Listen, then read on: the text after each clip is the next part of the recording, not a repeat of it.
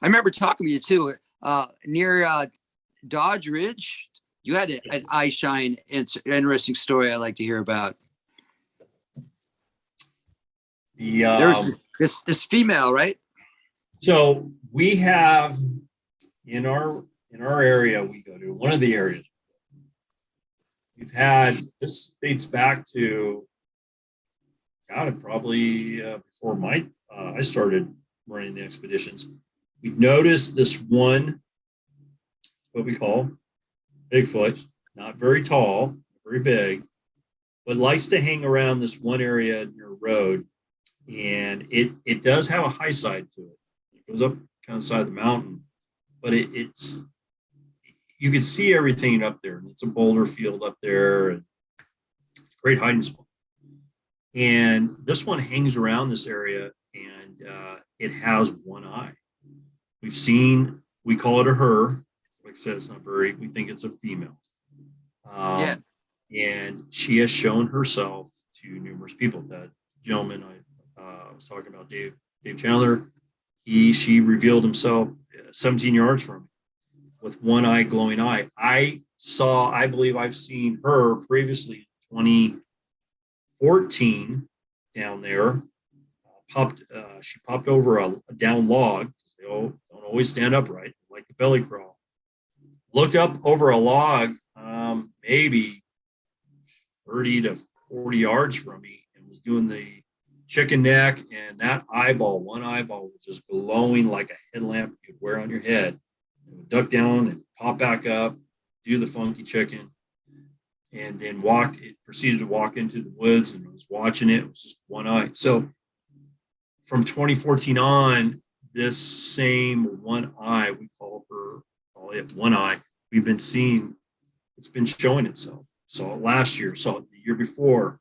Like I said, in 2020, when it revealed itself. Mike Poole got some thermal video of her walking down that area, stepping out onto the road in front of David, and then stepping down into a creek, and then coming back up around us. And then she stepped up and stood in the middle of the road in front of another 10-year friend of mine, Dan Butler. He's a retired law enforcement officer. He thought it was actually one of us coming back up the trail that somebody was lingered behind, and started having a conversation with it. And he realized that wasn't one of us with a headlamp on, because she stepped up on the side of the hill, went up side of the mountain. So it's just one glowing eyeball. Yeah. How do you know she wasn't wearing an eye patch? Well, that's funny. So I when I talk to people about, they're like, what's this one eye thing? And I said, well, you got to think about this. Look at the environment they're living in. Don't know anything about what they do on a daily basis or a nightly basis, or how old. As we know, as we get older, injuries, for all we know, or it could have been a birth defect or something. I don't know. Could have got injured in a fight. Could have been walking one night, poked its eye on a low-lying branch. I don't know why. It could be, or it just wants to turn on one eye. I've never seen that except out of this, what I call resident Bigfoot. But for some reason, it's just one eye. So I said there could be a whole slew of things why it's just showing one eye. I don't know. Really don't. Yeah. But it's interesting to see. But you know what?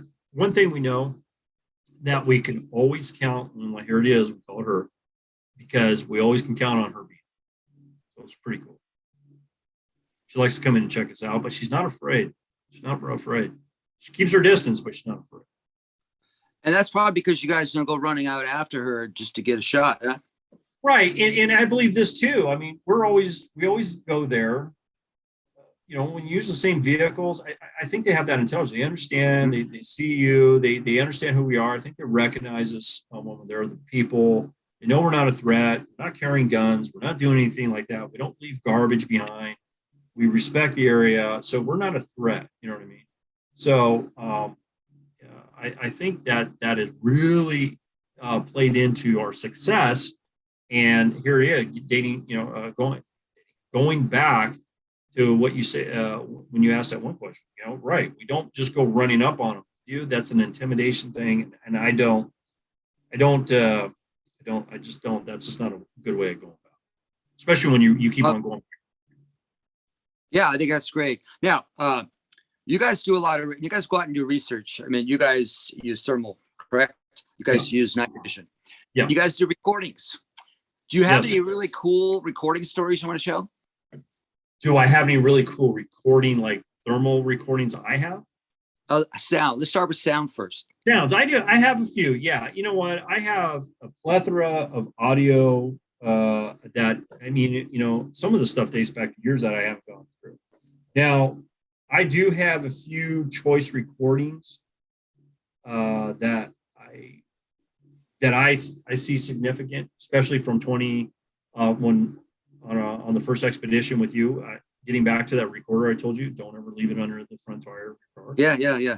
But I got some really good audio out of that. Off in the distance, you can, and during that audio, you can hear the flute music. It's at a distance from where the trucks are. But I think it was about an hour and 32 minutes into the recording, I got a really great call from a, you know, it was that whoop, you know, that really deep off in the distance. And then I think a couple minutes later, I got even a longer one recorded. So that was very cool. That comes to mind. Down in this area that I go to by Strawberry and all that. Boy, I've had a close encounter, a camp visitation. And I got this god-awful garbling, screaming. Yup, it sounded like something being strangled, and yet it sounded very primate screaming. Yeah.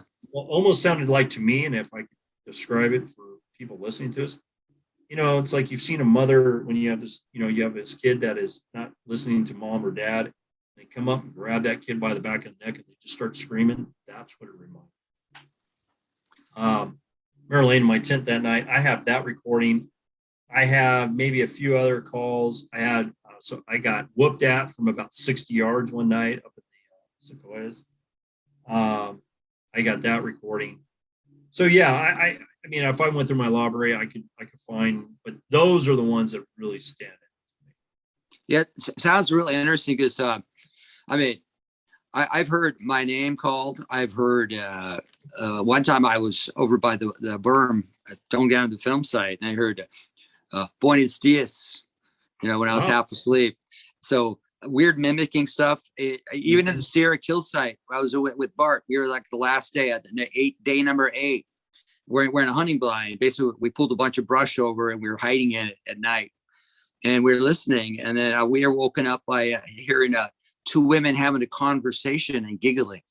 Yes.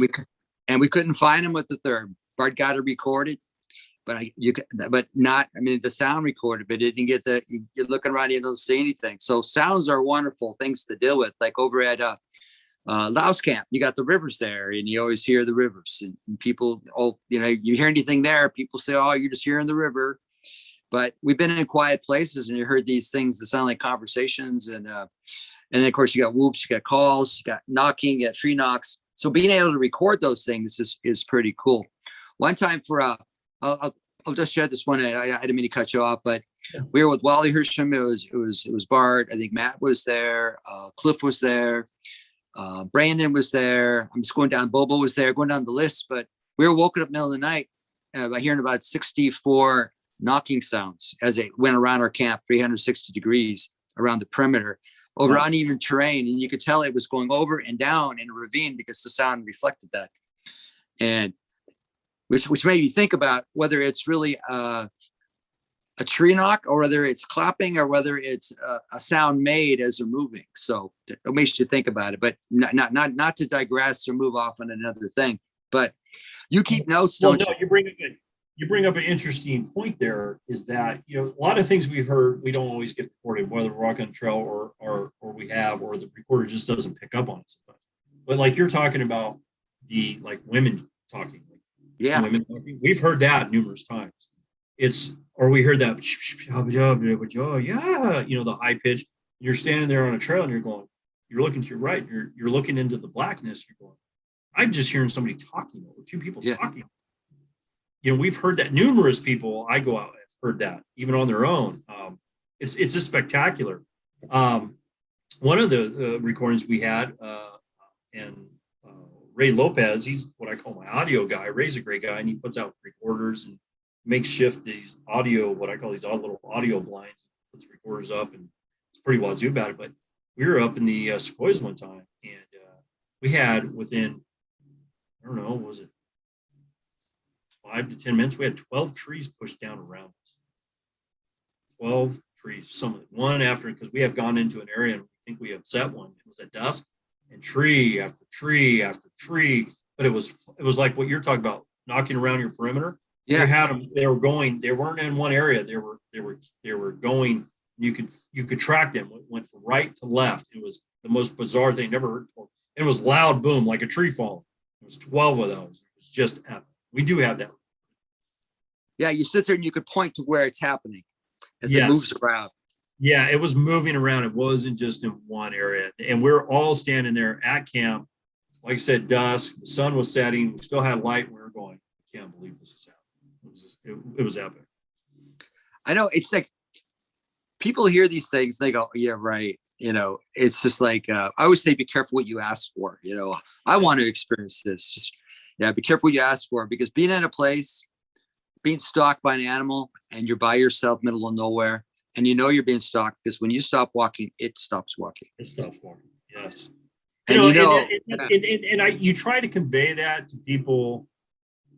You try to convey all these points, what you brought up, what I've talked about. And if you're not doing it, if you're not out there, or you're not at least trying it, like you said, especially when you're getting followed in on a trail or followed out, when you're walking, you hear 2 footsteps up above a ridge above you doing the same thing, the stopping, the start. That's a little freaky. But something's there. And I tell people, and you get the people laughing, and you're like, you don't understand until you experience it, until you go out there, you're in the dark, and you have something like that, or you have something happen that you can't explain. You can't rationalize in your brain, because we all start trying to rationalize, right? Debunk it. Oh my God, this is not happening. I go, until you get these type of experiences happening and you can't explain it, then you'll realize what you're dealing with, or what you think you're dealing with. But when you're asking, people ask me questions, I try to explain it, and then they either laugh it off or something like that. And why didn't you do this?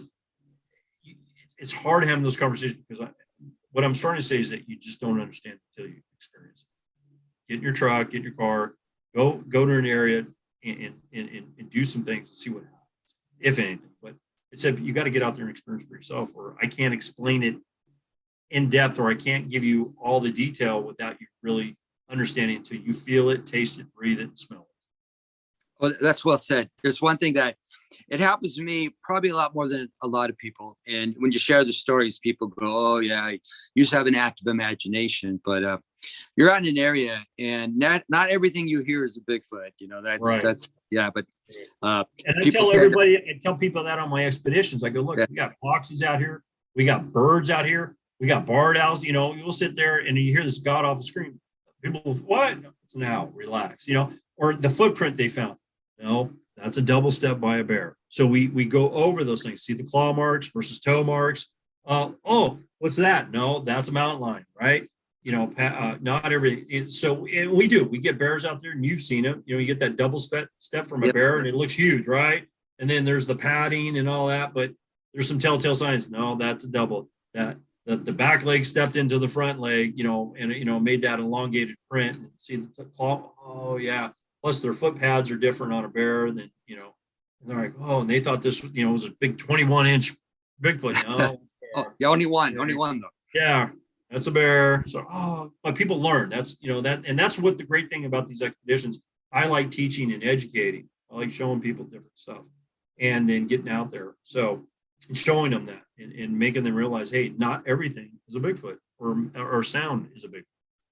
Yeah, and I guess in a way you'll sleep better at night knowing that. Yeah, I tried to do that, and I said, listen, like we still do the animal sounds that Bill used to play, and just attune people in that. It's like I believe on one expedition, it wasn't mine, but we had a crane in a tree. Who'd ever thought a crane who hangs around water areas, right? It was up in a tree, and it made when it jumped out, it made this kind of screeching noise and long wingspan, but it was clearly a crane, had a long beak. But people, oh my God, what was that? It was I couldn't believe a crane in a tree, but it happened.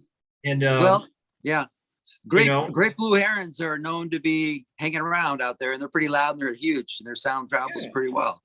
And the other thing what we have is at night in an area we have nighthawks. They kind of dive bomb, and their wings make that noise. Almost sounds like a bear making a noise, and it's come down that they're nighthawks.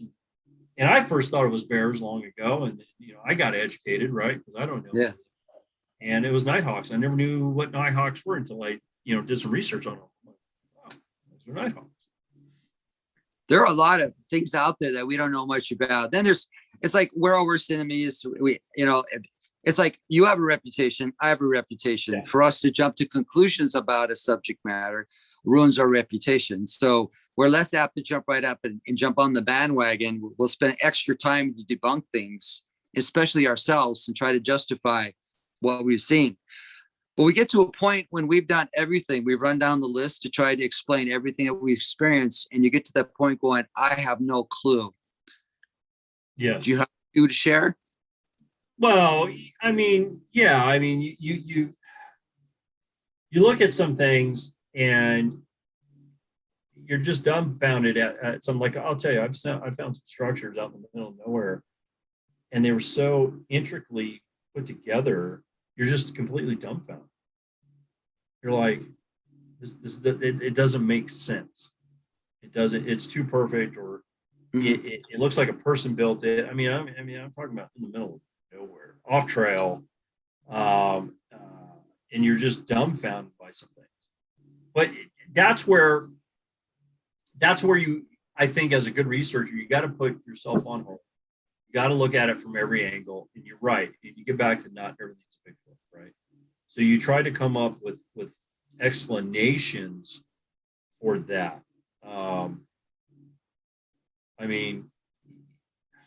That it happens sometimes, and you try to put give an answer to it, and sometimes you just can't. You can't. I can't really think of. Do you have a specific moment or example? No. I just well, I'm going through all my archives. I'm working on another book about Bart and my adventures on it. And I'm looking at the old videos. I'm reading the journals I kept, the entry information. I'm looking at these photographs, and like one in particular where, like, over in the Redwood country, it's like we took in the Shelby Car Club, and we took the Shelby Car Club on adventures through the BFRO. We did that pretty much right after we did the weather expeditions. I want to say 2014, I think, or 50 anyhow.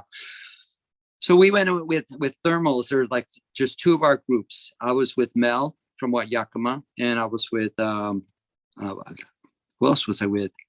Can't remember now. It wasn't Bo, but Bo was just in the second group.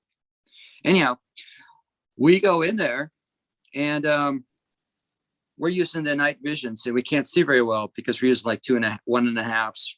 But Mel had a really nice Gen 3. So the other group caught up to us, and they were using night vision, but they were using the infrared version, so we could see the beams in the darkness. Yeah, so they passed us up. Right. Yeah, they kept going. We kind of waited. We let them go, and then we're waiting in our spot, and then we started hearing holy hell break loose over the radios, and then they said they had them screaming on both sides of them and everything else. When they came out, they were pretty jacked up. They loaned us one of the nice thermals. Went back in there. We heard owls. We didn't hear anything. So the next day, we decided, we really need to go take a look at this area and see what happened. So we went back up out there to go take care of it. I was with Bobo, myself, and there's another person I can't remember, but there's another guy part of the group. And I found my first foot impressions that I couldn't explain. And I found a hand impression I couldn't explain. And I thought it was a foot impression, but the toe was sticking way to the side. That wasn't a foot, it was a hand. Right. So there were 3 different size tracks we found. 2 of them on the far side of the swampy area, one right on the side there where I could see a hand placement and these little feet. And I had a struggle with that, trying to figure out how those got there. How in the world did the bear put his hand down and leave a handprint, to stabilize himself? And then later on, towards the end of that expedition, we cooked bacon, we kicked back, and I heard the samurai talk for the first time. And Bobo and I were like back to back, kind of half. We were awake, but leaning against the other, trying to cat nap while you listen. We're both woken up by, whoa, and Right. I've never heard that in my life before. 9 months prior to that was the first BFRO expedition, and it was the first BFRO expedition, and it was kind of weird because here we are, out there trying to deal with all these crazy things, and we hear the samurai talk, and none of us have any idea what it really is, and so it was just totally crazy, the whole process of it. Anyhow, Right. I spent a lot of time in my head trying to figure out what really happened that time period and what was going on. And to this day, it's one of those things I have no idea. I have no idea. So, to piggyback on that. Now, I've heard samurai chatter before, but what we're finding, and you know what? I never paid attention to this until 2020. Here it is. I've been doing this since 2011, leading expeditions since 2016. Yeah. We're starting, and I can't explain it. And I some of the senior guys that do attend, we just kind of chalk it up. But a lot of people and new attendees are starting to see orbs. I don't know what the balls of light. So we chalked it up to, and that's I don't know. And I'll give you an example. In 2020, I had a bunch of people up on an rock outcropping, ledge, huge up. We had a team down below. We were watching. Here it is, dusk again. The sun had just set. It was getting darker, and it was about a 200-foot drop down. And I looked to the right, and it was this dark area down below us. And it was down to the right, football field away, 100 yards. But you're up high. You're looking down in the forest. This dark corner, really dark corner. And there's a trail down below, but it doesn't go back that far. Robert, it was like somebody parked full-size pickup down there and turned the headlights on. There's no roads down. It's just a walking trail. Can't drive a car down there or a truck. And it was like somebody turned them on and then turned them on. I sat there and I looked at it and I told people that were with me, I said, "Did you guys see that light?" A few people did. And a few seconds later, maybe it was a minute later, those lights turned back on. It lit up that whole bottom of the forest, but we could not find the light source. But as I could describe it, it was like turning your car lights on in a pitch dark area and just lit up the whole area. Now, before that, so that was the first time I ever experienced that. Now, that wasn't an orb. That was something that was emitting a very, very bright white light. To this day, I still can't put my finger on what it was. But people have been out on trail, not just with me. Or last year, I had an attendee. He saw a purple-white orb come up out of the ground and disappear. One of the other new attendees, she saw a white orb coming out of a tree. And we don't know what that is. Right. And I've heard of that in Bigfooting before, these orbs. And I don't know what that is. I really don't try to pay attention to it, but I know what I've seen. And then you especially get these new people that have never gone out and they're seeing stuff that they've never seen in their life. These are the people that attend that have gone to Yosemite, but they're learning, they see something they can't explain. And you believe them because the purple one, I was with a guy. I didn't see it, but he was standing off to my right about 5 or 6, 7 feet. And he caught it. He was like, "Oh my God." And he just starts talking. He goes, and you can see the confusion on his face because I walked up to him and I'm looking at him in the dark, and he had that look on his face of disbelief. He couldn't believe what he said. So, and this guy's new to all this. Right. he can't explain it. So that along those lines, we've experienced that. It's something you just can't explain. I know it's just like the more time you spend outdoors, the more unusual stuff you're going to run into. Right. And yeah.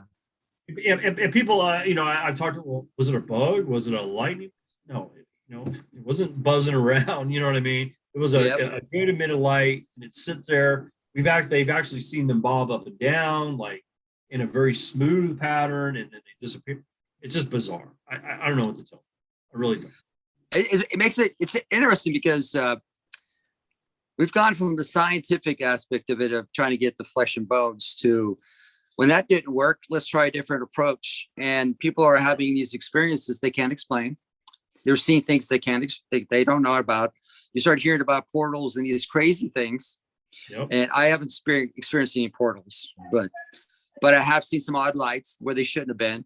And I've heard things I probably shouldn't have heard. And we have these experiences, which, part of it makes you almost afraid to go out in the dark by yourself. Yes. And then the other part of it says, maybe there's a little bit more to this, but you shouldn't be out by yourself anyway. It's good safety to have a partner with you. But the more I spend out doing things, the more I have things I can't explain. So I don't spend a lot of time trying to explain it anymore. I just go, interesting. And then you tell some stories to some people and they go, yeah, what were you smoking? Or, right. What's going on with that? And they had some other people say, I wish that happens to me. And I always come back and say, be careful what you ask for, because you'll be by yourself waiting for your friends to show up, and you'll be sitting back playing your flute, and then you'll stop playing, and then you'll have something played back, and you're like, what was that, a bird? What was that? And most people say, oh yeah, you're hallucinating, or you're just making stuff up as you go. But there's some weird stuff out there that's always been out there. We just don't understand it. So the best answer to that is you just ignore it, pretend like it's not there, and just focus on the flesh and blood, and keep looking over your shoulder. Yeah, it's kind of funny you say that, because that's what I try to do. I just try to, in my opinion, they're flesh and blood, 5-finger, 5-toed. Yep. Bipedal primates, and I do believe there's probably different species of them. They all come in different sizes and shapes and sizes and looks. Imagine they all don't look like one thing, right? Yeah. Some have different color hair, et cetera, et cetera, et cetera. So, but I try to focus on that aspect of it. It is bizarre when you see stuff, or like you said, you hear stuff and you're like, man, I should have had that. But I'm like you, I ignore some of that. I just kind of go, okay, that's just the woods, and I kind of try to focus on the mission and what I'm doing at that time. And and that is either getting audio evidence, video evidence, thermal video evidence, or having what we call a Class A sighting. Like I have. That's or having that sighting of red glowing eyes, or green glow, whatever it is, and going into an area. But I think the most important thing is, when you're doing research in an area and you keep on going back to that area, is that people need to understand they need to respect that. You know what I mean? If you're going to do work in an area, respect it. If you do come in contact with these Bigfoots or Sasquatch or whatever, just respect that encounter, because the more you do that, the more you give it space. And I'm speaking from experience, and it's taken years, the more interactions you're going to have. At least that's how we've been successful. So. And being a field researcher, I don't know how many people actually take notes or keep a journal or try to document. Yeah, having a digital recorder is helpful for interviews. It's helpful to document. You can just recite at the end of your day what happened in a digital recorder with date and time and location, whatever. But you keep notes, correct? Yeah. No, I keep notes on. I always have notepads and stuff on me, and I'll do some writing when I'm at camp. I do have a big journal that almost like my book. It's my journal. I'm still writing through it, but I do write down from each night when we're out. Even when I'm doing my own private stuff, I write down stuff that's significant that I need to hold on to, or audio. I always have audio going usually. even I've learned that even on trail.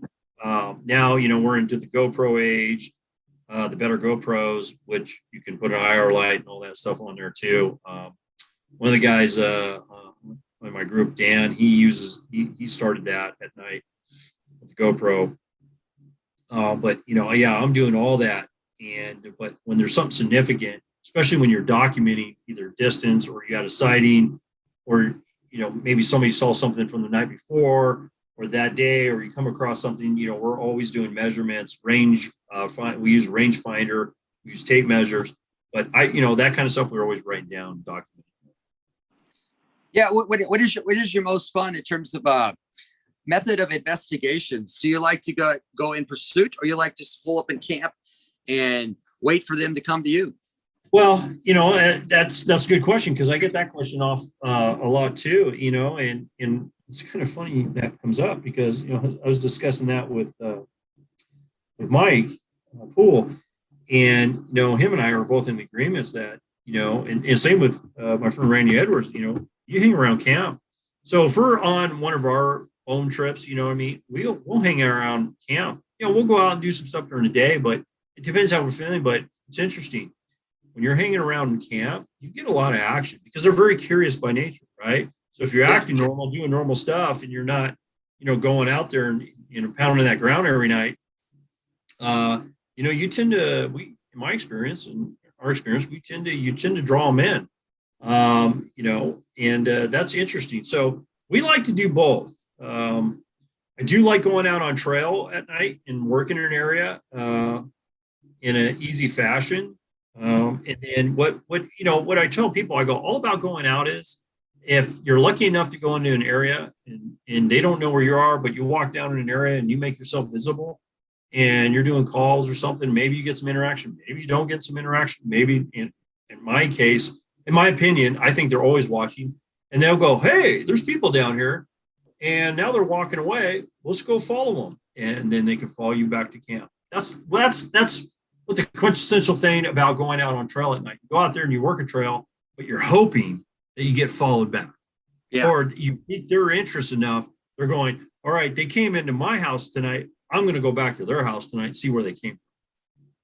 I think that's what about going out on trails all about. You're enticing that behavior of following back. I'm a big fan of during the day I do a lot of checking out areas, exploring, and then looking for sign. And then at night, you have your dinner, you go out at night a little bit, you go out a little bit, maybe you'll make some calls, knocks, or you just hang around, do whatever. And then you come back, and then you see if anything follows you back. Yeah. And I'd like to share that you're probably familiar with the Sierra thermal sighting. It's 2012, August 2012. What happened was, it's pretty close to the kill site. It's Shemay kill site. And so they were doing an interview. Ro was working on a documentary of Justin, trying to paint him out as a bad guy who kills Bigfoot, but actually a person who has an interest in the subject. So they were working on their recording, and Bart was up there. They went out the first night, made a lot of noise, did everything they could, all instigating techniques, nothing. Came back to camp, bunch of deer were hanging around. It's like, why are all these deer, hanging around? They're kind of close to camp. Yeah. So not much. So they went out a few more times a night. And the last one, Bart went out with Sean, and they went over to the section that overlooks the desert on the eastern side. They did some yells and screams, and then they got to the top section of the road. And Bart, who's pretty good with his therm, he's always using it. And his philosophy is, while the camp activity is going on, he's out on the outskirts seeing watching the camp activity. So he decided to look down the hill, and he's looking down the hill, and he sees these heat signatures. Right. And the one that got his attention was the one that was stepping in between trees, gaps back and forth. One was stationary, didn't move. And eventually, the battery runs dead, goes back to camp, tells the guys at camp, hey, I think I just recorded a therm. They get all excited. And then he goes back up again one last time, and then they're still there. They're still doing their thing. As he's around camp, he's trying to real nonchalantly shoot the therm up the hill, sees nothing. He gets back up to that one viewing portal, and he's looking down again towards camp. There they are. Things still going back and forth. something shoots a rock from left to right, something drops a rock on the far right side. And if you watch all the footage, it's like 45 minutes of decent stuff. They filmed for like an hour and a half, but got about 40 minutes of footage broken into two sections. Something walks around the perimeter of the camp through the gap way across at the open grassland, which meant 360 degrees, 180 from his position, all the way around camp. So wow. As many as 3, maybe 4 glowing heat signatures that are larger than Kip Morrow, and Kip Morrow 6'3", were standing around, moving back and forth around this camp. So it goes back to the idea where you have people at a campsite drawing attention to each other, and something comes to take a look. Yes. And that's where the therm comes in for heat signatures. Here's the interesting thing is Bart had put up a couple game cameras on his vehicle, but he pointed them out towards the west corner of the forest. Looking through the gap, it walked between the vehicle. Well, actually, you couldn't see the vehicle there. You only saw the figure, but it had to walk between the vehicle and the campsite area on the inside of the vehicle, because if it walked on the outside of this vehicle, it would have been captured on film with the Reconyx cameras. Yeah. So it walked 360 between the vehicle and the campsite, and the guys in the camp didn't even know there were people on the backside. And the irony, the interesting thing is, Justin Smeha was asleep at the cot at the time. And then you speculate, like 2 were being real agitated, 1 just hardly moved. Was that the one he shot? You know, and what the 2 agitated knew he was there somewhere, and were pretty, you know, so you could speculate, but the idea of the whole story was the plan was to have camp active like a normal camp, but watch the forest to see what happens, to come take a look. You know what? And that's what I mean. It goes back to their intelligence. I wouldn't doubt that. And I've experienced that myself. I had a Reconyx back in 2014 when I told you I had that one that popped over a log. Yeah. Reconyx on the east side of the camp had that one pop up on the west side. Well, I thought I was going to be smart the next night, right? Took my Reconyx, moved it out, pointed towards that. The visitation came from the east side. I think they're very smart on that. So there's a joke, and some people take it and they use it today. If you don't want a Bigfoot to come around your tent, put out a game camera. Yeah. and people do that. They'll surround, and you know what? It's kind of funny. We've tested this. They won't have any action. They have cameras sitting out. I don't put out my game camera. I don't do that anymore to a certain degree. I've tried and kind of lost faith in that. And I do believe that they know. I don't know. A friend of mine made this good,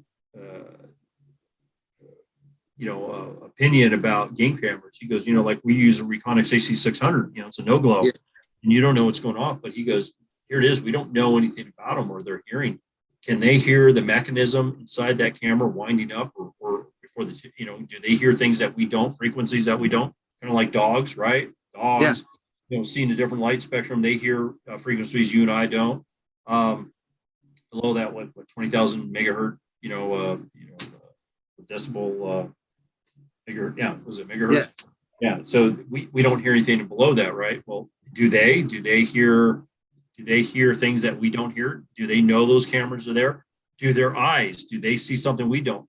So that brings me back to this. When we had a sighting down in this area back in 2020, one of the guys, Dan Butler, was able to take a thermal picture of a Bigfoot stepping out from a tree. And I have that picture today, and you can see that through that, he had to take a picture through the viewfinder of this thing. But we had another gentleman down there. He had a night vision that shot out an IR light. So, when you're using, other night vision, you can see that IR light, right? Well, he was, so in the picture, you see one of my Ed Szynski, you see Mike Poole, and Dan shooting this, was able to take the picture between both of them through his thermal camera viewfinder. Well, we had another gentleman down there who had a cheap night vision that shot out an IR light. He did not see that figure, and he was standing in the same exact location I was, and the others, and they were looking through the thermal camera. But he says every time he goes to put up his night vision camera that shoots at the object or the body standing out wouldn't be there. So we actually, and it just happened this year after, here it is 2 years, that we're trying to figure that out. What we think is this: those night vision that shoots out that IR light, we think they can see that light, and then when they see it, they disappear. They don't want anything to do with it. Because when this gentleman was down there with his camera or his night vision with the IR light shooting out the beam, every time he brought it up, it wasn't standing there. Every time he took it down, the thing would pop out. So we're assuming it didn't like the light. They can see it. Obviously, you and I can't, but they maybe can see that light, and that bothers them. Well, that's all interesting stuff. I never read Mike Green's book till like actually last month. It's called Sasquatch for Sale. And he in his book, he talks about doing an experiment and listening to see if any mechanics go off on the cameras. Yeah. And I think if I remember rightly, he seems to think that there's always a battery running. There's always something that keeps the camera functioning. Well, I'm sure, and I'm sure, like cameras or anything, it emits a certain, electromagnetic field of some sort. I mean, like me, the camera I just took out the other day, my Reconics, I mean, it has lithium batteries in it, but, I don't know. I don't hear it. I don't hear nothing. I don't, see anything. But is there something internally that, at that, is it making noise that you and I don't hear in that spectrum, right? At that, probably. So I don't know. We've experimented with it. Hey, we don't want them to come around. Guys have set, we set cameras out around camp. We have no action. You take those cameras away, you sometimes have camp visitation. It's bizarre. So we've tested that there multiple times, and people still do it today. They don't want anything to come around. They'll set cameras out, or they'll leave a light on. Well, I don't leave any lights on, but I'm guilty of covering my flank with the camera. An area I can't keep an eye on, I put the camera out that way, and then I focus on the other areas. I write off that section where the camera is, but it's like you've kind of funneled certain things a certain way, like by putting cameras out, so you don't have to worry about that area. You just focus on where they're not. I'm a firm believer that those trail cameras dissuade them from coming in, because I put one up one night. This is before I actually ever tested this theory, and we had one opening and slamming the gas tank door on a Dodge pickup, and that thing spring loaded and it's loud. That went on for 4 hours, but it was just out of the view and out of the direction of the trail camera. So if it would have gone to its right, my left more, it would have got it, but it always stayed to the right side. It was weird. It's bizarre. So it was practicing its antagonizing techniques on you guys. Oh, I have that. And talk about audio. I have that all. I have that all. Opening and closing, opening and closing, open slam and spring. If anybody knows what a spring, and this is a 2004 Dodge pickup, that spring-loaded gas tank door, that thing's loud when you slam. And that went on for 4 hours. I have all that. Yeah, you got absence of humor. Yeah.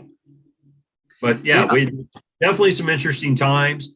Definitely theories to test, and definitely things that we've seen and we've heard that we can't always explain, and other things and that we can. But I getting back to it is that I think it's all about being in the field, having that respect, and taking your time when doing this, especially if you go back to an area again and again and again, you're going to have more results if you just continue doing that and doing all those things that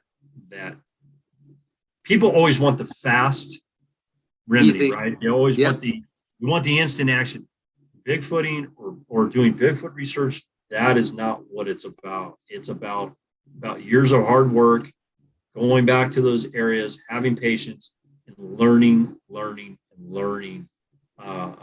different things, and learning, just not learning what you're seeing, it's learning how you're approaching things and how you're doing it. So those are good words of advice. We kind of live in a world where we want spontaneous answer. I remember a long time ago, I used to have to actually write a letter and mail it. Yeah. And now, it's poof, it's gone. Your anger is out the email before you get to fix it. And yeah. So I guess in a way, patience is a virtue, and some people want to go chase down all the hot spots, but my recommendation is find a place you really like, that you feel comfortable, or something about it, and that's your work area. And you carry on your usual stuff, because 99.95% of the time, it's a standard evening. You hear the standard noises. Everything's the same, and it's just that rare occasion when you get something that you can't put your finger on. But if you pick out a spot where it happens way too often and you can't explain what's going on, maybe there's a lot more to that locations, and you should be rethinking why you're there in the first place. Right. And that's a very good point too.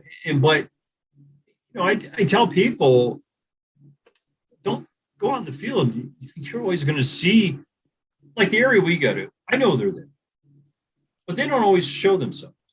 But what it is, I go out there. Hey, I get to go camping. I get to be out in the hills, fresh air, good people. I enjoy being around that share the same, things I do. But and I tell people too. I go, everybody's sitting around camp. We don't always agree with each other, but it's very good to have transparency in that, where you're hearing different points of view or different opinions, because my experience, it can be different than for Mike or Ed or Randy or Dave and all these other people that I go with. And, but we do have the common denominator on certain other things where it's an absolute for me, it's an absolute for him. I've experienced that. Yeah, I've experienced that too. But when we get down to other things, I think it's healthy to have that discussion when you do disagree on things, or when people see things differently, because that's what's interesting, but you learn from that. Yes. You learn. It's not always your side or your point of view or your observation.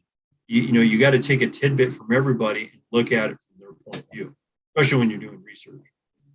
I think that's a very good opinion. That's very good, because we don't know everything. As a matter of fact, when you have your research team, there's a reason you have certain people in your team.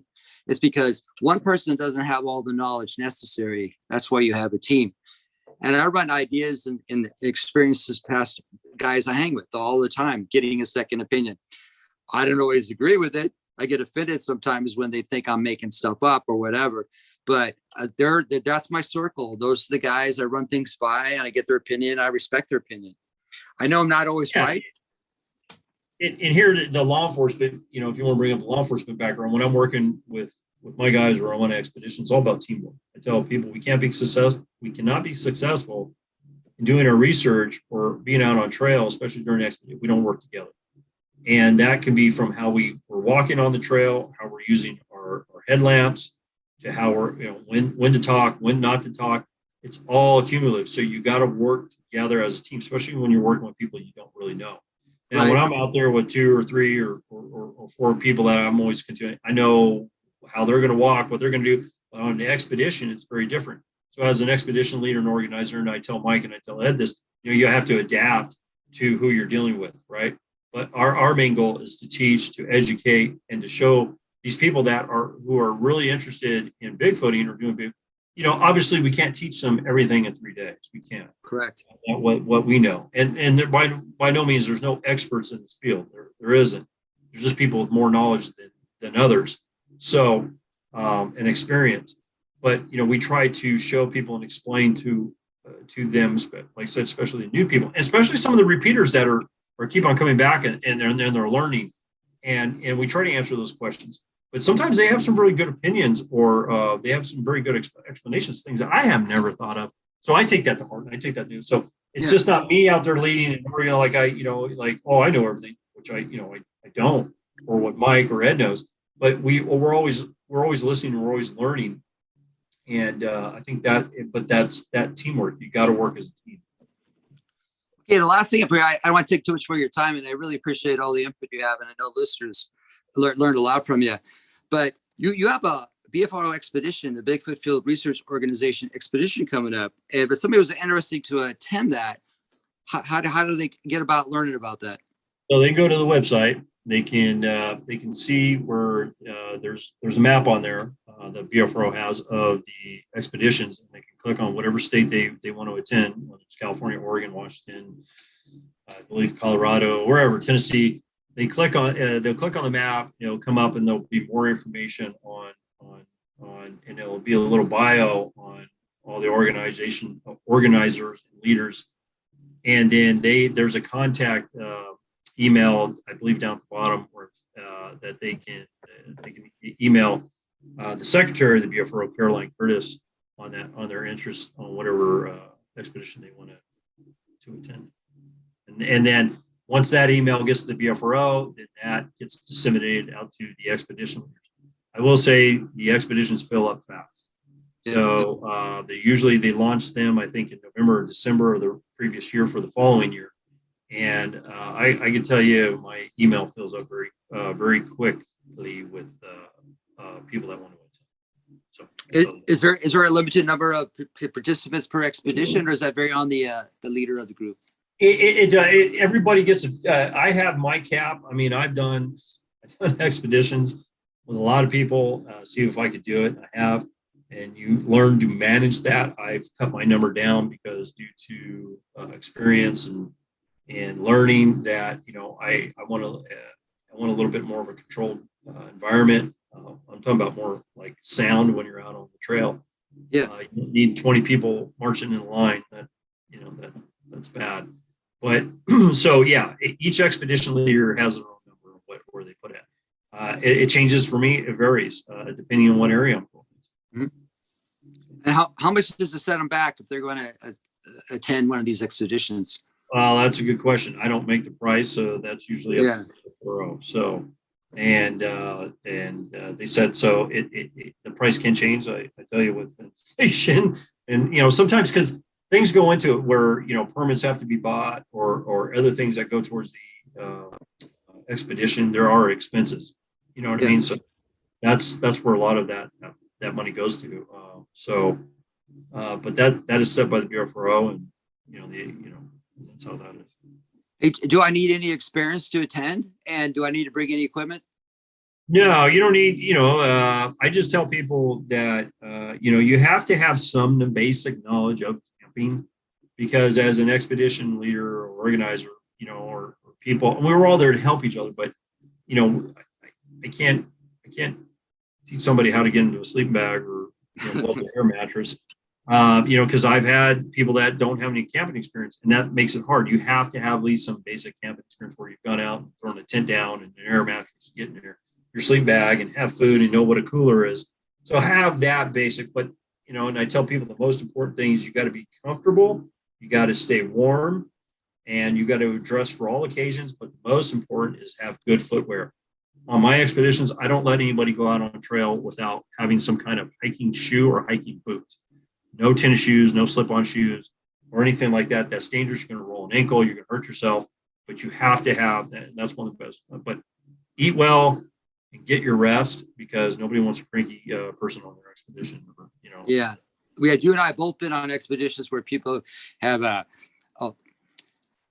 they bit off too big of a chew, didn't quite know what they're getting into. Their first encounter, they're freaking out. They jump in their car and they drive away, never to be seen again. Yeah.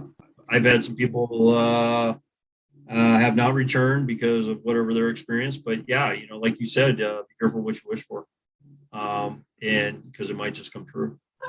Yeah, and so are you giving a money back guarantee that you're going to provide like a sighting or an experience while they're on this show?